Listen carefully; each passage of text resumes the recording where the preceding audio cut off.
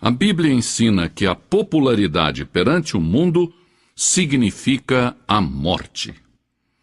As ferramentas mais eficazes de Satanás são a conformidade e o comprometimento.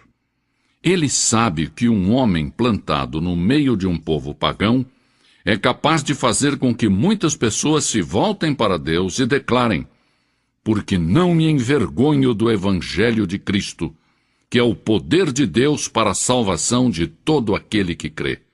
Romanos 1,16.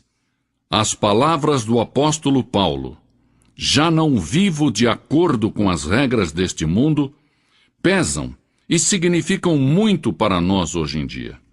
Como espada afiada, estas palavras cortam, expondo o nosso modo de viver. Não são palavras amáveis, são ordens com tom de batalha. Separam os débeis dos fortes.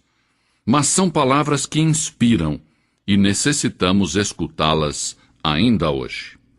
Primeiro, não moldemos nossas mentes segundo este mundo, de acordo com a sua propaganda, a sua conversação, a sua filosofia.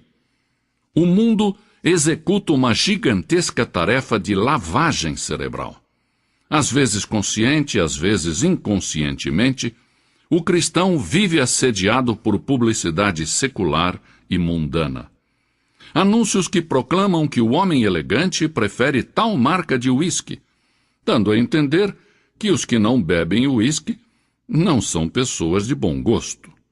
Muitos espetáculos, inclusive no domingo, são dirigidos a quem tem sede de violência, sexo e desrespeito à lei.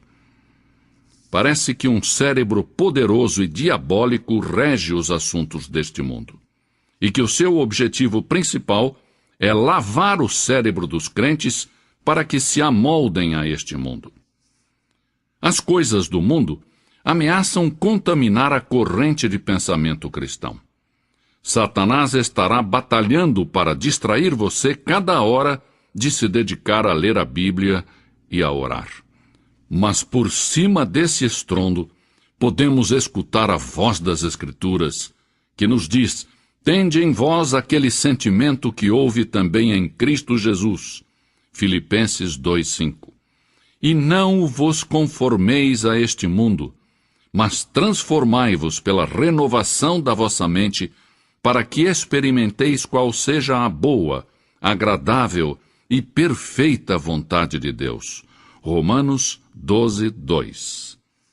Nós, cristãos, não devemos nos amoldar às ansiedades do mundo.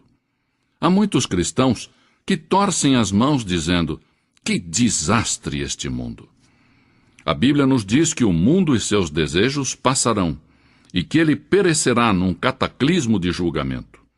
Nós, cristãos, devemos ser luz no meio das trevas. E a nossa vida deve mostrar tranquilidade, paz e gozo no meio da frustração, da confusão e da desesperança. Em segundo lugar, não devemos nos amoldar ao mundo no físico. Este nosso corpo está destinado a ser templo do Espírito Santo. Não devemos nos prostrar perante os templos de Baal. Devemos apresentá-lo completo a Deus, como sacrifício vivo. O nosso vestir, as nossas atitudes e os nossos atos devem ser todos para a honra e a glória de Cristo. O propósito de Deus para nós é que nos amoldemos à imagem do seu Filho. O mundo pode pressionar, tentando deformar-nos, mas Cristo nos disse: transformai-vos pela renovação da vossa mente, para que experimenteis qual seja a boa, agradável e perfeita vontade de Deus. Em terceiro lugar, não devemos nos moldar ao mundo no aspecto social. O mundo tenta nos absorver, metendo-nos em sua sociedade secular e moldando-nos à sua imagem mundana. Mas Cristo nos estimula a não nos ajustarmos a esses critérios. Disse sobre os que creem nele: eles não são do mundo, assim como eu não sou do mundo. João 17:16. Uma grande parte da nossa conversação é mundana e não espiritual. É fácil copiar os hábitos do mundo e passar as noites falando de política, de esportes, modelos de automóveis ou espetáculos da moda. Muitas vezes, esquecemos que acerca da santa conversação devemos edificar-nos uns aos outros e que devemos ocupar-nos das coisas celestiais e não exclusivamente das terrestres. É certo que Jesus comeu com publicanos e pecadores, mas ele não se deixou ser absorvido e moldado pelo grupo.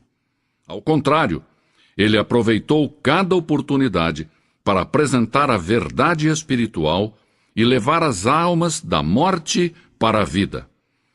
Os nossos contatos sociais devem ser não apenas agradáveis, mas também úteis, como oportunidades para compartilhar a nossa fé com aqueles que ainda não conhecem a Cristo de perto. Em quarto e último lugar, não devemos nos moldar ao mundo quanto ao aspecto espiritual. Não devemos ajustar-nos àquele que o mundo define como religioso, mas devemos esforçar-nos para cumprir o que Deus exige para sermos seus discípulos. Nos tempos de Isaías, nenhuma nação era tão religiosa quanto Israel. O templo, estava sempre cheio.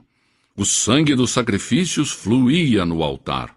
O povo observava estritamente as festas religiosas, e na casa de Deus ressoavam as orações. Mas o culto de Israel carecia de profundidade, de devoção genuína. A nação estava deteriorando a moral, apesar de que as multidões enchiam o templo. Pela boca de Isaías, Deus então disse: Não continueis a trazer ofertas vãs. O incenso é para mim abominação. As luas novas, os sábados e as convocações de assembleias, não posso suportar a iniquidade e o ajuntamento solene. Isaías 1:13. Logo, Isaías indicou ao povo como voltar a obter o favor de Deus. A este povo, que era membro da igreja, a este povo que tinha sido educado de acordo com as formalidades das suas leis religiosas, mas que não vivia corretamente durante a semana. Isaías os advertiu acerca do castigo divino. Logo, disse-lhes como se purificar do seu pecado. Isaías disse: Lavai-vos, purificai-vos, tirai de diante dos meus olhos a maldade dos vossos atos. Cessai de fazer o mal. Vinde, pois, e arrazoemos, diz o Senhor. Ainda que os vossos pecados são como a escarlata, eles se tornarão brancos como a neve. Ainda que são vermelhos como o carmesim, tornar-se-ão como a lã branca. Isaías 1:16, 18. Há milhares de pessoas que não se entregam a Jesus Cristo porque se moldaram ao mundo. Temem ser chamados de fanáticos ou de puritanos. Mas o cristão verdadeiro não é conformista. Assim, apelo aos cristãos de todas as partes que se tornem seguidores fiéis de Jesus Cristo, que não se amoldem ao mundo, mas antes, dia após dia, se transformem na própria imagem da pessoa de Jesus Cristo. Disse Jesus: Quem não leva a sua cruz e não me segue, não pode ser meu discípulo. Pois qual de vós, querendo edificar uma torre, não se senta primeiro a calcular os gastos para ver se tem com o que acabar? Para que não aconteça que depois de colocar os alicerces, e não a podendo acabar, todos os que a virem comecem a zombar dele, dizendo: Este homem começou a edificar e não pôde acabar. Lucas 14, 27 a 30. O que Jesus quer dizer a você é: se você vai servir a mim, então sente-se e calcule o custo. Quando abordamos a palavra de Deus, enfrentamos 3 problemas. Primeiro, o intelectual. Na atualidade não é tão problemático como foi há alguns anos. Quando eu ia à escola, a ciência parecia oposta à palavra de Deus. Na atualidade, muitos cientistas creem em Deus. Mas o problema intelectual que eu enfrentava é semelhante aos que muitos enfrentam hoje. Eu tinha que decidir quem era Jesus Cristo. Era o Filho do Deus vivo? Era o caminho, a verdade e a vida? Jesus era a encarnação de toda a verdade científica, psicológica, moral e espiritual? Esta é uma decisão que deve ser tomada acerca de Cristo, uma decisão intelectual. A Bíblia tem algumas coisas a dizer sobre a mente. Temos que amar ao Senhor com todo o nosso coração, toda a nossa alma e todo o nosso entendimento. Tende em vós aquele sentimento que houve também em Cristo Jesus, diz a Bíblia. A mente é importante, mas é preciso recordar que tem sido afetada pelo pecado. Não é possível chegar a Jesus Cristo somente de forma intelectual. Esse passo deve ser tomado por meio da fé. Foi por fé que eu disse: Senhor Jesus, eu creio que és quem disseste ser, o Filho do Deus vivo, o Criador do universo, que morreu na cruz pelos meus pecados e se levantou outra vez para minha justificação. Creio, Senhor, que irás regressar para estabelecer o teu reino. Sei que és o meu Salvador e por fé te aceito. Quando fiz isto, ele entrou no meu coração e me transformou numa nova pessoa, e o mesmo fará por você. O segundo problema que enfrentamos ao comparecer diante de Jesus é da natureza moral. A satisfação das normas elevadas de Cristo. Jesus exige o primeiro lugar em tudo. As pessoas chegam a Cristo sabendo que tem que pagar um preço. Não pode levar consigo seus pecados sujos. Terão que deixar de mentir, de deitar-se com a mulher ou o homem que não seja o seu cônjuge, de burlar na escola ou no serviço. Tem que gastar tempo estudando a palavra de Deus para mostrar-se aprovado a Deus, como obreiros que nada têm do que se envergonhar.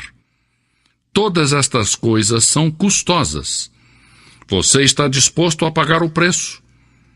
Não é possível levar uma vida limpa na atualidade. Só há uma maneira: com Cristo no seu coração. O apóstolo Paulo disse: já estou crucificado com Cristo, e vivo não mais eu, mas Cristo vive em mim. Gálatas 2:20. As Escrituras dizem: pois o pecado não terá domínio sobre vós. Havia uma época em que o pecado reinava na sua vida. Mas quando você aceita Cristo, o pecado já não domina mais você. Cristo reina e pode ajudar você a satisfazer as altas normas morais e éticas que Ele mesmo estabeleceu. De imediato, o aceitar a Cristo não nos fará perfeitos. Suponhamos que você aceite a Cristo e se rebele e caia. O que acontece? Diga então imediatamente: ó Senhor, lamento, perdoa-me. Eu me afasto deste pecado com a tua ajuda e não quero voltar a cometê-lo. Se você o confessar, Ele, Jesus, é fiel e justo para perdoá-lo. Se tem pecado, corra para Ele e diga: Senhor, tenho pecado, me arrependo, e eu me rendo perante a Ti.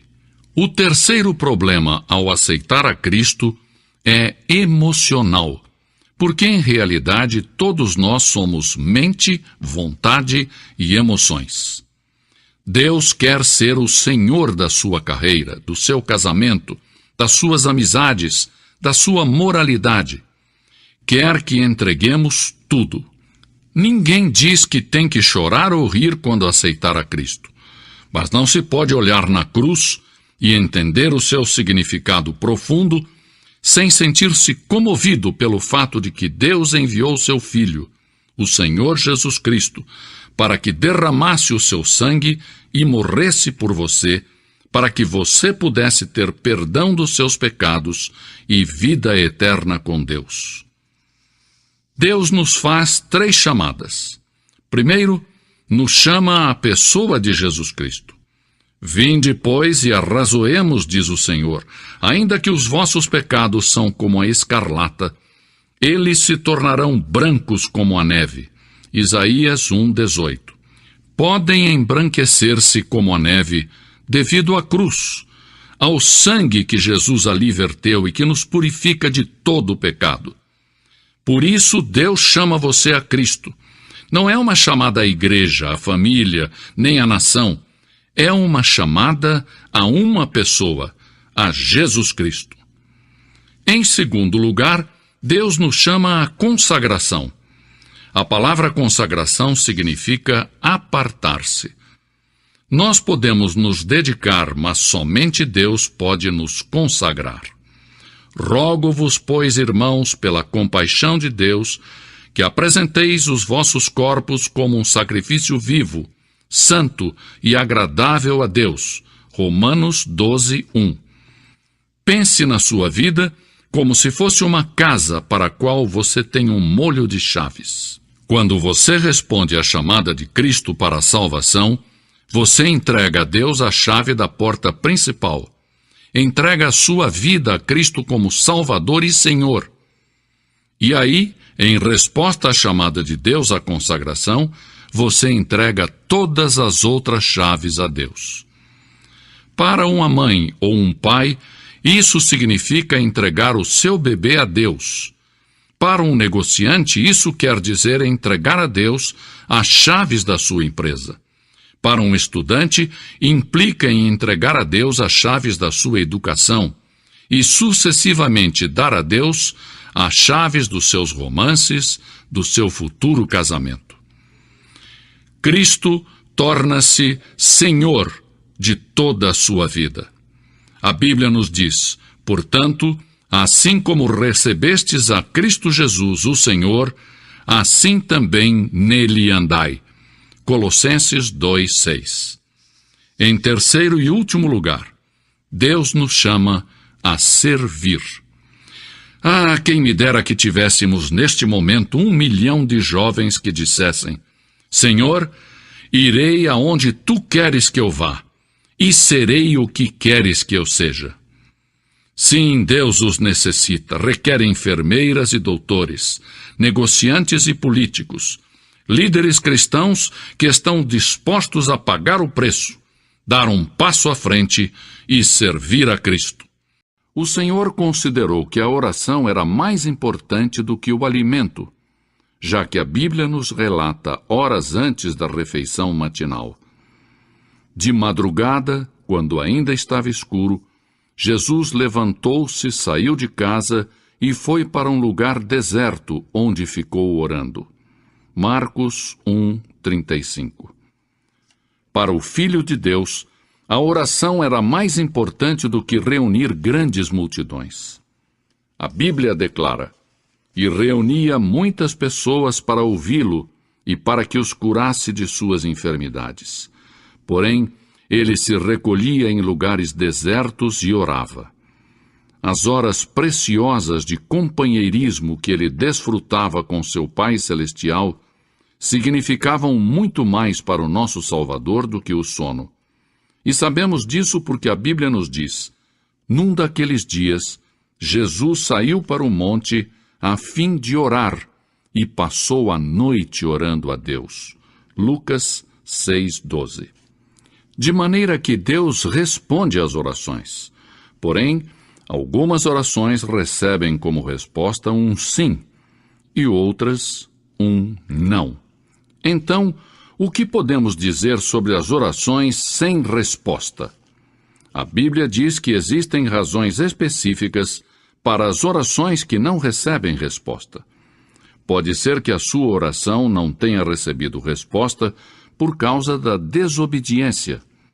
Um filho desobediente não pode esperar se dar bem. A Bíblia afirma em Deuteronômio 28:15: Entretanto, se vocês não obedecerem ao Senhor, o seu Deus, e não seguirem cuidadosamente todos os seus mandatos e decretos que hoje lhes dou, todas estas maldições cairão sobre vocês. Quem sabe você não recebe resposta para sua oração devido a um pecado oculto. Davi disse com convicção: se eu acalentasse o pecado no meu coração, o Senhor não me ouviria. Outro motivo pelo qual as orações não são atendidas é porque somos egoístas. A Bíblia declara: quando pedem, não recebem, pois pedem por motivos errados, para gastarem seus prazeres. Tiago 4:3. O espírito que deve predominar na oração para que ela seja eficaz deve ser: não se faça a minha vontade, e sim a tua, Senhor. A verdadeira oração não é uma repetição vã de palavras proferidas em público para se fazer de religioso. Jesus disse: e quando orarem, não sejam como os hipócritas. Eles gostam de ficar orando em pé nas sinagogas e nas esquinas, a fim de serem vistos pelos outros. Eu lhes asseguro que eles já receberam sua recompensa. Mateus 6:5. A oração não se limita às posturas religiosas tradicionais, nem tampouco a lugares de adoração ou cerimônias religiosas. A Bíblia diz em 1 Timóteo 2:8: quero, pois, que os homens orem em todo lugar, levantando mãos santas, sem ira e sem discussão. Quando orarem, a postura corporal não é tão importante quanto a atitude do seu coração. Muitas pessoas dão ênfase à posição do corpo durante a oração. Porém, isso tudo tem uma importância relativa. A oração é simplesmente uma comunicação em sentido duplo entre você e Deus. A razão pela qual muitos dos grandes santos fechavam seus olhos para orar era que desejavam colocar de lado as coisas mundanas, a fim de que suas mentes pudessem estar concentradas exclusiva e completamente em sua comunicação com Deus. Não obstante, não está descrito em nenhuma parte das Escrituras que é importante fechar os olhos, mesmo que ajude a desenvolver uma atividade correta de oração. A pergunta seguinte que muitos fazem é: a quem foi dito que ore? As Escrituras nos dão a resposta: a todos os homens. Mesmo assim, é possível fazer a pergunta: onde devemos orar? Paulo nos dá a resposta quando diz: em toda parte. É possível que outros perguntem também: quando devemos orar? As Escrituras dizem: sempre. A oração é um mandato, um dever, um privilégio. Na era moderna em que estamos vivendo, aprendemos a dominar o poder da poderosa catarata do Niágara e tirar proveito para o nosso uso.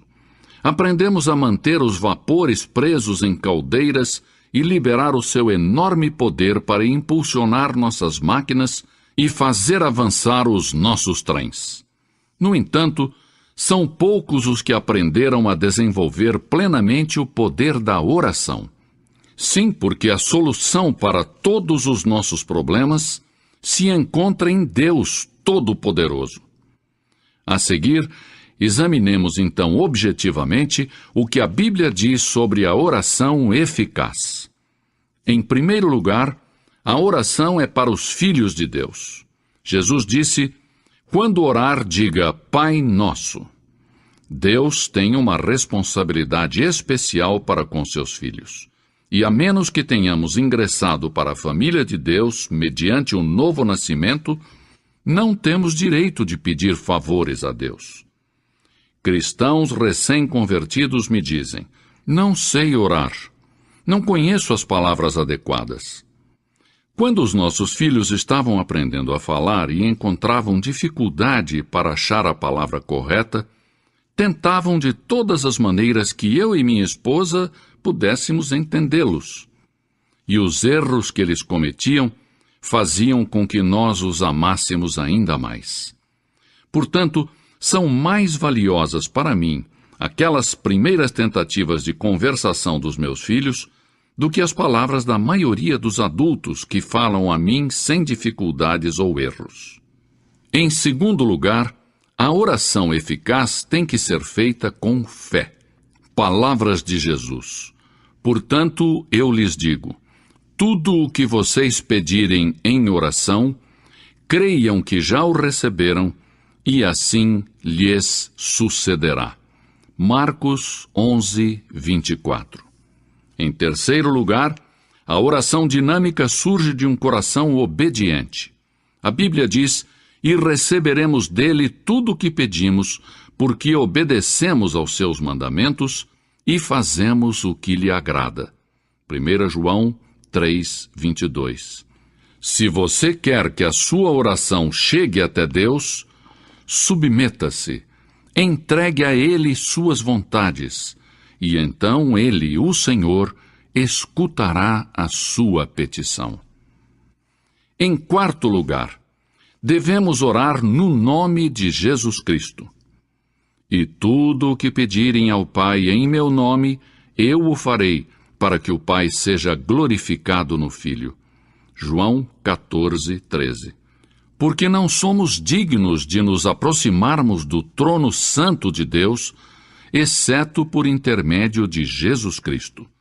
A Bíblia diz, portanto, visto que temos um grande sumo sacerdote que adentrou o céu, Jesus, o Filho de Deus, aproximemo-nos ao trono da graça. Hebreus 4, 14 e 16. Em quinto lugar, devemos desejar conhecer e seguir a vontade de Deus. Inclusive, o próprio Jesus foi contra a sua própria vontade no momento e disse, meu Pai, se não for possível retirar este cálice de mim sem que eu o beba, então seja feita a tua vontade. Mateus 26, 42. A oração faz com que nos adaptemos aos verdadeiros propósitos de Deus, para nós mesmos e para o mundo. Isto não somente faz com que as bênçãos de Deus cheguem às nossas vidas pessoais, mas também nos abençoa por estarmos de acordo com os planos de Deus. E, finalmente, a oração deve ser para a glória de Deus. A oração modelo ensinada por Jesus é concluída com as seguintes palavras: porque teu é o reino, o poder e a glória para sempre. Para que as nossas orações tenham resposta, devemos dar a Deus a glória e a honra.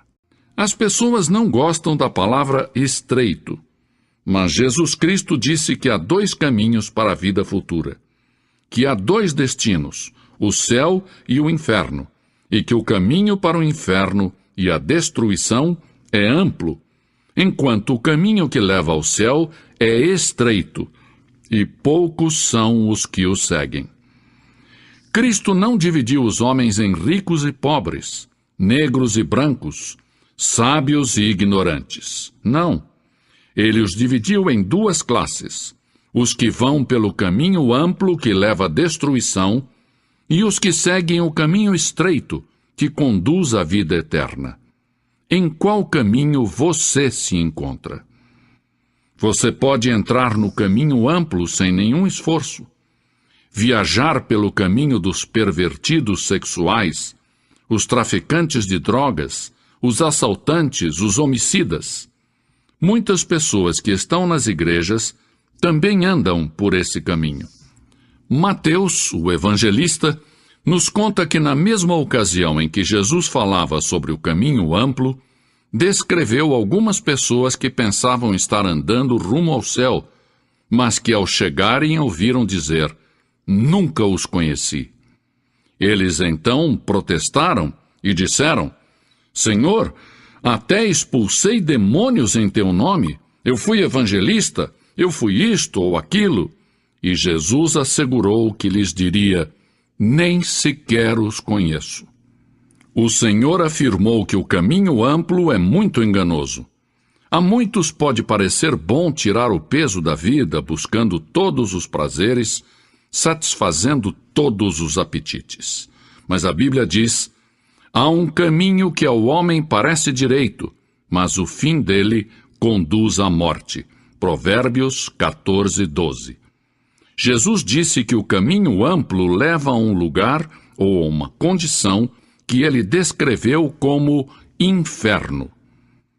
Não pretendo solucionar todos os mistérios relacionados com o inferno, mas sejam quais forem os outros significados da palavra, sei que ela significa separação de Deus.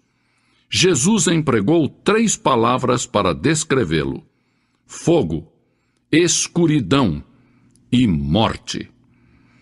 A Bíblia ensina que Deus não se deleita com o fato de que hajam seres humanos que vão pelo caminho amplo que leva ao inferno. Declara que Deus nos ama e que enviou o seu Filho para que não nos perdêssemos. Enviou o Espírito Santo para que nos ensinasse e nos fará conscientes dos nossos pecados, a fim de que não nos extraviemos. Deus jamais quis que você terminasse ali. Será a sua própria decisão. Jesus disse que o caminho é estreito e a porta apertada, e que Ele mesmo é a porta. Eu sou a porta, disse Jesus. Aquele que por mim entrar será salvo. E nos disse: não procurem entrar por outro caminho. É o que fazia um ladrão. Há somente uma porta. Disse Jesus: eu sou o caminho, a verdade e a vida. Ninguém vem ao Pai, senão por mim. Ele disse: ninguém vem ao Pai. Não disse vai ao Pai. Ele disse: ninguém vem ao Pai, porque ele diz também: eu e o Pai somos um. Talvez você me dirá: Dr. Billy Graham, isso eu não aceito. Eu quero ir para o céu. Creio que o lugar existe, mas não quero ir por meio de Jesus. Pois então eu lamento, porque neste assunto não há alternativas. A Bíblia não me autoriza a regatear com as almas, nem a oferecer normas menos elevadas.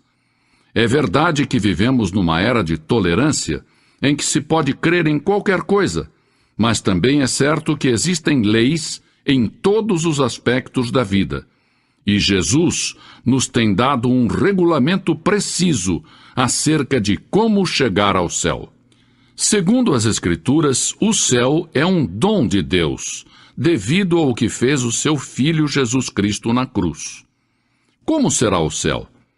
Do mesmo modo em que há um mistério quanto ao inferno, há quanto ao céu. Todavia, creio que a Bíblia ensina que o céu é um lugar concreto. Será uma das estrelas? Não sei, e não me aventuro a especular a esse respeito. A Bíblia não nos diz. Creio que ali no espaço, onde há milhões de galáxias, cada qual com um diâmetro de 100.000 anos-luz ou mais, Deus poderá achar algum lugar para nos colocar no céu. Não me preocupa a sua localização. Sei que será onde Jesus está. Ali é o céu. Jesus disse aos seus seguidores: vou preparar um lugar para vocês. Nos diz que Abraão esperava a cidade que tem fundamentos, cujo arquiteto e construtor é Deus. Nesta vida, não há nada permanente, nada duradouro. Mas existem algumas coisas que sabemos sobre o céu. Uma delas é que será o nosso lar. Na vida futura, nós que conhecemos a Cristo, seremos semelhantes a Ele. Não haverá discriminação racial, nem pobreza, nem guerra. A polícia não terá trabalho algum.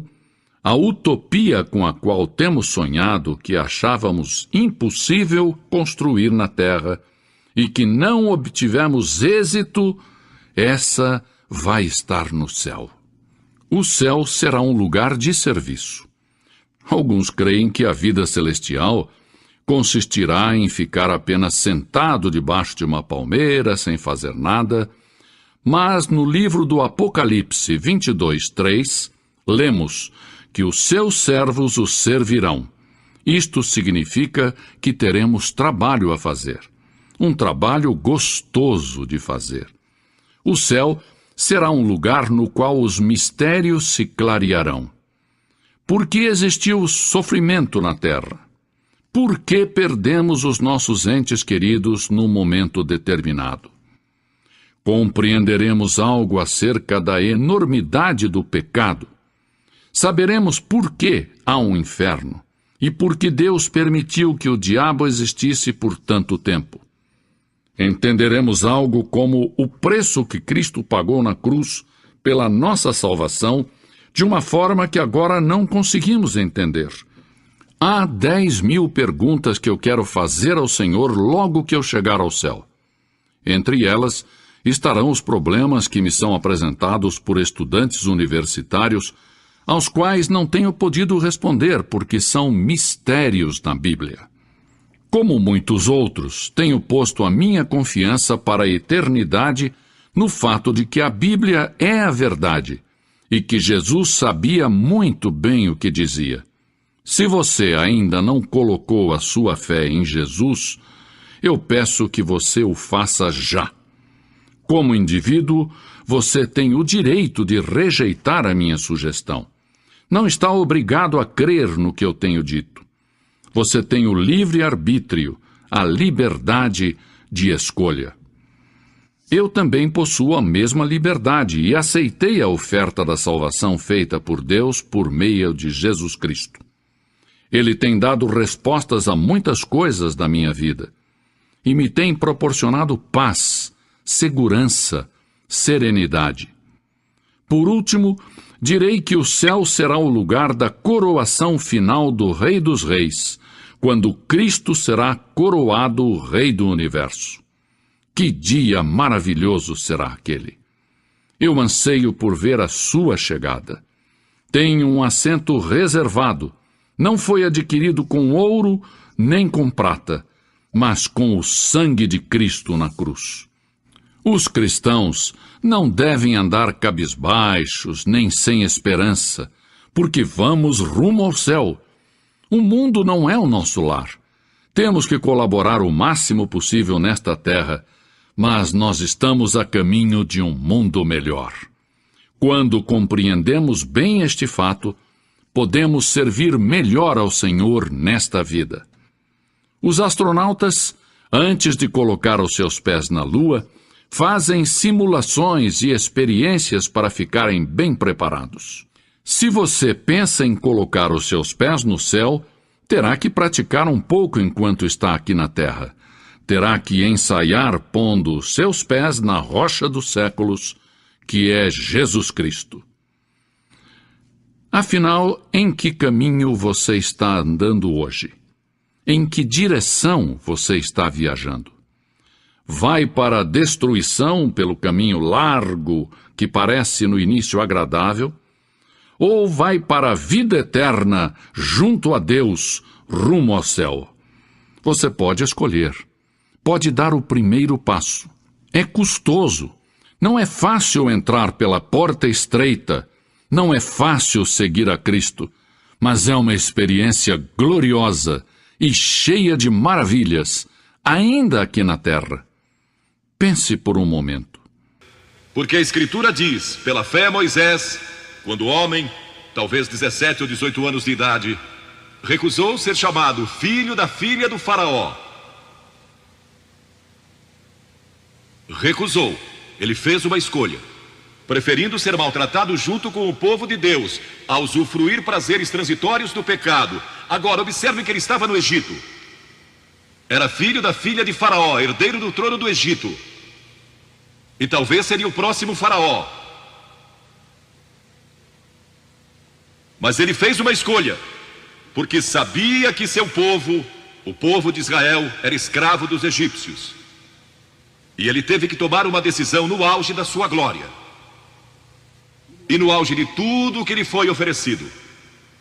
E ele disse não a Faraó: não vou ser seu filho, prefiro sofrer e morrer com o meu povo e servir o Deus vivo e verdadeiro. E foi exatamente o que ele fez. E conhecemos Moisés hoje como um dos grandes homens da história. Ele rejeitou os prazeres transitórios do pecado. E há uma diferença entre prazeres e alegria. Quem ama os prazeres empobrecerá, diz a Bíblia. E ela cita um homem que disse: entreguei meu coração à loucura e aos seus prazeres, mas tudo isso é correr atrás do vento. Quem vive em prazeres está morto, embora viva, amando os prazeres mais do que a Deus. A Bíblia diz que há pessoas que amam os prazeres mais do que amam a Deus. É o seu caso? Você ama Deus mais do que ama prazeres pecaminosos? Não falo de esportes e todas essas coisas maravilhosas que temos. Falo de prazeres pecaminosos. Mas a alegria é produzida pelo Espírito Santo. E há centenas de passagens que falam dessa alegria. Você pode ter alegria, mesmo quando não tem prazer, porque a alegria é profunda. O anjo disse aos pastores naquela grande noite: não temais, pois vos trago boa nova de grande alegria, que o será para todo o povo. E mesmo no sofrimento, quando você recebe a Cristo, Deus não remove o sofrimento. Ele não remove todos os problemas e as dificuldades da sua vida. Não faz isso. Ele não promete, se você está desempregado, conseguir um emprego amanhã se você aceitar a Cristo hoje à noite. Ele promete que lhe dará graça e força e alegria em qualquer situação. Bem-aventurados sois quando os homens vos odiarem e quando vos expulsarem da sua companhia, vos injuriarem e rejeitarem o vosso nome como indigno, por causa do Filho do Homem. Regozijai-vos naquele dia e exultai. Ele disse: quando vierem a mim e tiverem problemas e tribulações e as pessoas odiarem vocês, ele disse: exultai, porque grande é o vosso galardão lá no céu, pois dessa forma procederam seus pais com os profetas. Todos que viverem piedosamente em Cristo serão perseguidos. A Bíblia diz: ainda haverá sofrimento. Jesus disse: quem não tomar a sua cruz e negar-se a si mesmo, não pode ser meu discípulo. Moisés escolheu a alegria de seguir a Deus, em vez da vida de prazeres no Egito. O que você está seguindo? Qual é a sua escolha nesta hora? E então o último é Jesus. Jesus foi tentado em todas as coisas à nossa semelhança, mas sem nenhum pecado. Quer dizer que Jesus foi tentado a mentir? Sim. Que Jesus foi tentado a cobiçar? Sim. Que ele foi tentado a adulterar? Sim. Que Jesus foi tentado a roubar? Sim. Ele foi tentado em todas as coisas, como nós, mas sem pecado. Como ele teve vitória sobre a tentação? A Bíblia nos diz no capítulo 4 de Mateus e em muitos outros textos, mas vou falar só deste. O diabo veio a ele quando ele estava faminto e sedento e disse: se és o Filho de Deus, manda que estas pedras se tornem em pães. Observem que ele tentou colocar dúvidas na mente de Jesus quanto à sua identidade. Agora, Jesus era o Filho de Deus, nascido de uma virgem, Filho de Deus, que foi ressuscitado dos mortos pelo poder de Deus e está vivo hoje. Mas o diabo pôs dúvidas em sua mente. Ele estava fraco e cansado e faminto, um ser humano. Ele não enfrentou o diabo como Filho de Deus, enfrentou-o como homem. E ele sempre respondeu citando as Escrituras. É por isso que você deve decorar as Escrituras. Nem só de pão viverá o homem, mas de toda a palavra que procede da boca de Deus. Jesus disse que há uma coisa que é mais importante que a comida, e sexo, e coisas materiais. É sua vida espiritual. E então ele disse: se tu és o Filho de Deus, atira-te abaixo, porque está escrito: aos seus anjos ordenará a teu respeito que te guardem. para não tropeçares. E Jesus de novo respondeu: está escrito, não tentarás o Senhor teu Deus. E então o diabo levou a um alto monte e lhe mostrou todo o futuro do mundo, todos os reinos que ainda estavam por vir. E lhe disse: se dobrares o teu joelho e me adorares, eu te darei todos os reinos do mundo e sua glória. Jesus não argumentou se ele podia fazer isso. O diabo pode dar-lhe qualquer coisa. Alguns de vocês estão vendendo as suas almas por nada, coisas sem valor. A Jesus ele ofereceu o mundo todo, mas ele sabia que a cruz estava esperando por ele, e o único meio de salvação para o mundo era a cruz. Se tivesse obedecido o diabo, nós nunca teríamos tido a oportunidade de sermos salvos e perdoados. Jesus teria tomado um atalho e nós estaríamos perdidos. Mas Jesus disse: está escrito, ou melhor, começou dizendo: retira-te, Satanás, porque está escrito, ao Senhor teu Deus adorarás e só a ele darás culto. E assim o diabo deixou, e anjos vieram e o serviram. Observe como Jesus enfrentou o diabo ao ser tentado. Primeiro, ele citou as Escrituras. Segundo, ele estava cheio do Espírito Santo. E terceiro, estava na vontade de Deus. Você está disposto a dizer não às tentações do diabo? Está? Pense nisso. E está disposto a dizer sim às declarações de Cristo, de que Ele é Filho de Deus, e quer que Ele entre em seu coração e perdoe seus pecados, salvando. Eu sei, muitos de vocês foram batizados e confirmados. A maioria de vocês talvez sejam membros de uma igreja, ou se identificam com uma igreja, ou talvez vão à igreja 2 ou 3 vezes ao ano. Não sei se fazem isso ou não, mas sei que muitos o fazem. Mas não podem declarar aqui hoje: eu sei que meus pecados foram perdoados, eu sei que vou para o céu. Deus está disposto a perdoar todo o seu passado hoje por causa da cruz. Deus está disposto a dizer: eu perdoo você, porque Ele ama você. E Deus se interessa por você como se você fosse a única pessoa em todo o mundo. E você pode recebê-lo nesta noite. Você diz: o que preciso fazer?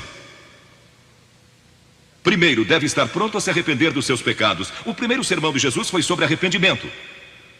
E a palavra arrependimento significa mudança, mudar suas ideias, mudar seu estilo de vida. Deixar que Cristo entre e o ajude a mudar. Está pronto a fazer isso? Não pode mudar por si mesmo, mas Ele o ajudará a mudar. Não que você será perfeito. Significa que vai dar à sua vida uma nova direção, e Ele estará com você para ajudá-lo. À medida que você anda dia a dia com Cristo, você vai falhar e vai errar. Não vai ser perfeito, mas Cristo estará com você, se estiver pronto a se arrepender. Diga a Deus: nesta hora eu pequei e me arrependo, e estou pronto a mudar. E então a segunda coisa é que você o recebe pela fé. Cliff disse há pouco que você não pode racionalizar a salvação. Há certas coisas que podemos compreender, mas muitas delas a princípio você não pode entender. Tem que vir como uma criança, dizendo: não posso entender tudo, mas eu te recebo em meu coração hoje pela fé. Pela fé que somos salvos, pela fé e não por obras, para que ninguém se glorie. Pela graça que somos salvos. E então a terceira coisa: você está pronto a sair daqui hoje dizendo: vou segui-lo e servi-lo o melhor que me for possível.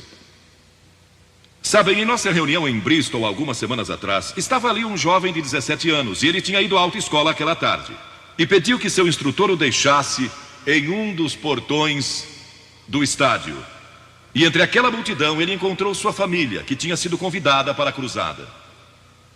E no encerramento, ele e sua irmã fizeram o que vou pedir que vocês façam hoje. Vieram à frente e ficaram diante da plataforma. indicando que estavam entregando suas vidas a Cristo. Uma semana depois, esse rapaz de 17 anos morreu num acidente num túnel que desmoronou. Talvez vocês até tenham lido nos jornais. Ele disse sim a Cristo, nunca imaginando que em poucos dias ele estaria indo ao céu. E nós o veremos lá outra vez. Você sabe para onde iria se isso acontecesse com você? Certifique-se antes de sair daqui. Vou pedir que saiam dos seus lugares agora, centenas de vocês, talvez milhares até, e venham e fiquem aqui na frente, calmamente e reverentemente dizendo ao vir: eu me arrependo dos meus pecados, quero receber a Cristo em meu coração, quero saber que fui perdoado e que um dia vou para o céu, quero esta nova vida. Você diz, mas Billy, por que você pede que venhamos publicamente? Por que em público? Porque toda pessoa a quem Jesus chamou no Novo Testamento chamou em público. Ele disse, se não estiver disposto a me confessar diante dos homens, tampouco eu o confessarei diante do meu Pai que está nos céus. Jesus morreu publicamente por você, despido, sangrando, diante de toda aquela multidão. Por você. Certamente você pode vir à frente hoje declarar sua entrega a Cristo. Não somente os jovens, talvez você tenha 70 ou 80 anos. E Deus falou com você hoje. Levante-se e venha. Vamos esperar por você. Você que está assistindo pela televisão, em outras partes da Inglaterra ou do mundo, também pode tomar uma decisão por Cristo agora. Entregue sua vida a Cristo hoje e tome a decisão que estas pessoas estão tomando, estas centenas de pessoas. Vimos mais de 3.000 pessoas todas as noites. Que Deus o ajude a tomar essa decisão hoje. Na Bíblia há um relato que desejo compartilhar. O relato que menciono fala de um jovem muito rico que veio até Jesus. Jesus saía a ensinar e pregar com seus 12 discípulos. E o homem se aproximou apressado e disse, o que devo fazer para alcançar a vida eterna?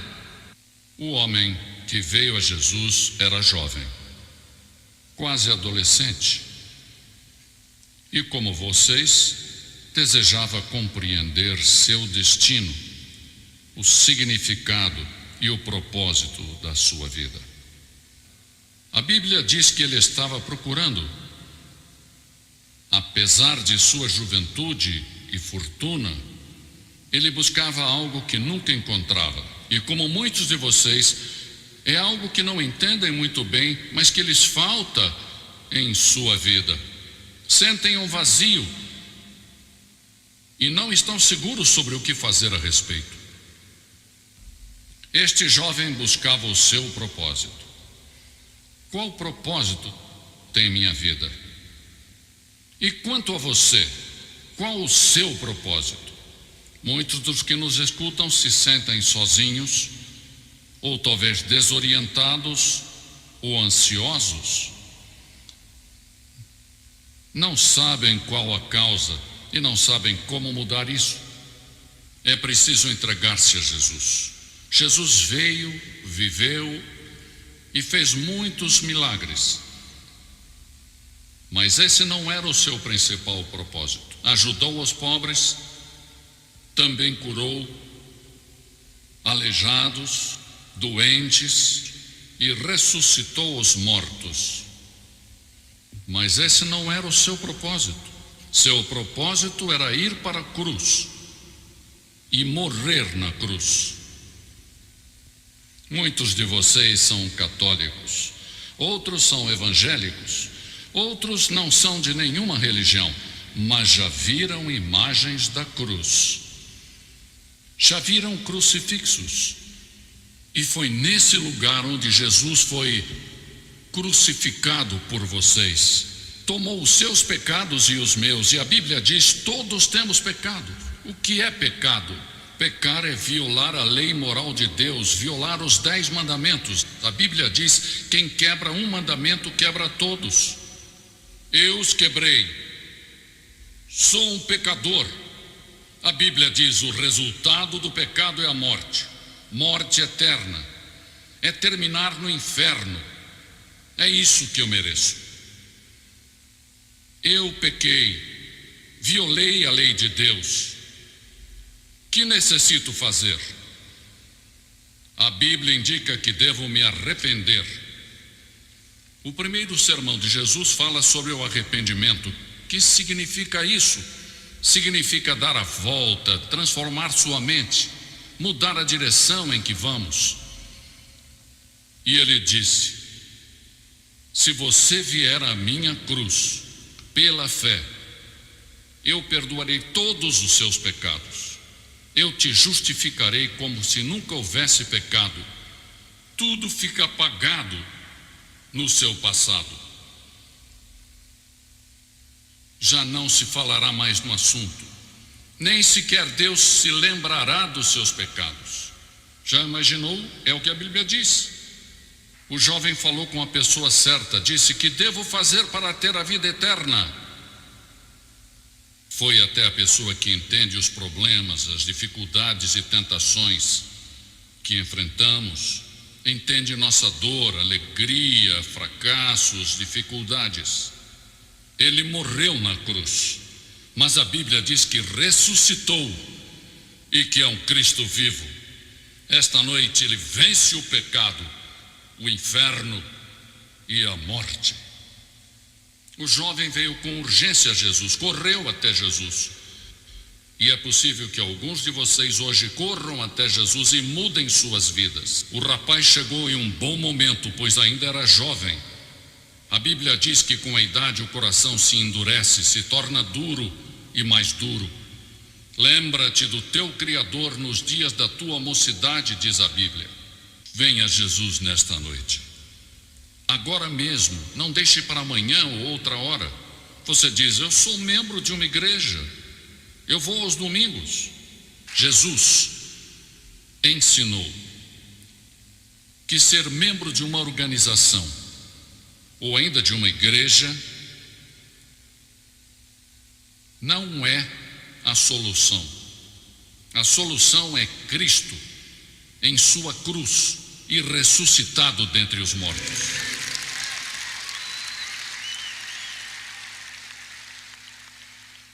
E esse jovem disse: que devo fazer? Ele buscava a vida eterna e disse: que devo fazer? Mas cometeu um erro ao pensar que poderia trabalhar para consegui-la. Não se pode trabalhar por ela. Deus a dá a você. Por fé, pela graça, Ele a dá, não a merecemos. Graça é um favor não merecido, é algo que não se ganha nem se merece. Deus oferece a sua graça esta noite, oferece o seu perdão.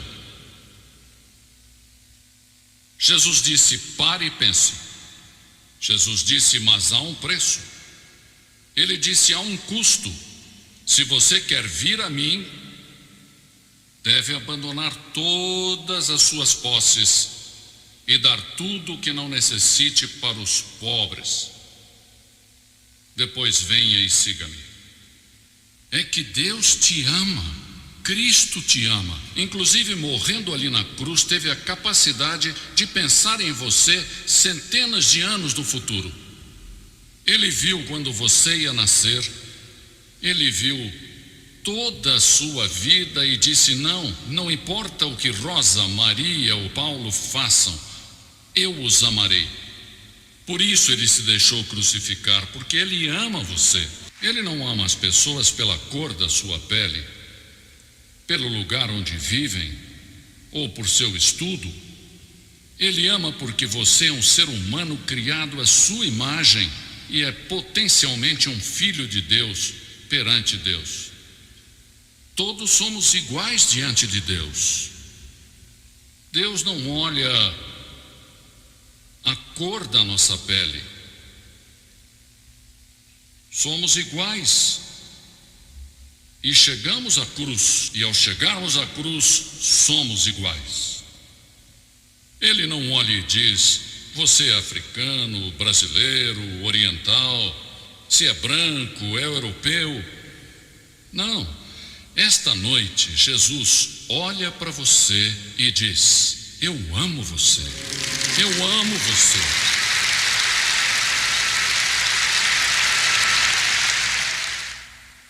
Alguma vez você realmente abriu seu coração para Jesus? 100% ou faltou uma parte? Não sabe o que fazer, se sente em uma encruzilhada? Em um livro sobre a geração X, o autor fala de paralisia por opção. É a tendência de não tomar uma decisão quando temos muitas opções. Há tantas opções que não tomamos decisão. Mas você tem que escolher. Esta noite, se você for embora daqui sem Cristo, talvez jamais apareça outra oportunidade como esta. A Bíblia diz: agora é o tempo de aceitar. Hoje é o dia da salvação. Você dirá: o que eu devo fazer? Arrependa-se de seus pecados. Você deve se arrepender e não pode fazer sozinho. Você não pode mudar sua vida por vontade própria. Isso é impossível. Se você tentar, irá falhar. Mas Deus vai ajudá-lo. Essa é a maravilha do arrependimento. Você deve decidir se aceita o presente da vida eterna ou não.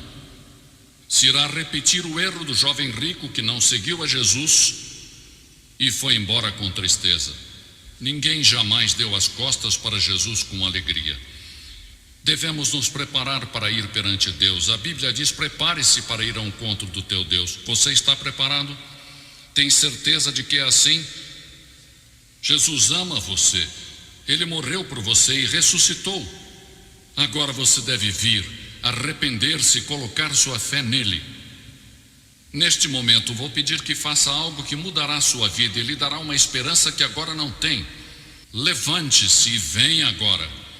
Talvez nunca mais tenha outro momento como este. Lembre-se que seja você quem for, Deus ama você. Jesus está chamando você. E se confessarmos com nossa boca que Jesus é o Senhor e crermos em nossos corações que Deus o levantou dos mortos, seremos salvos. Mas a todos que o receberam, deu-lhes a graça de serem feitos filhos de Deus, a saber, a todos os que creem em seu nome. Tudo é questão de crer. A palavra crer implica compromisso. Você compromete sua vida a Cristo? Então venha. Por que eu peço que você faça isso em público? Porque Jesus foi crucificado em público por nós. E ele disse que se não estivermos dispostos a confessá-lo diante dos homens, ele não nos confessará diante do Pai que está no céu. Você está assumindo um compromisso publicamente e dizendo: Senhor, quero conhecê-lo com toda certeza. Levante-se e venha.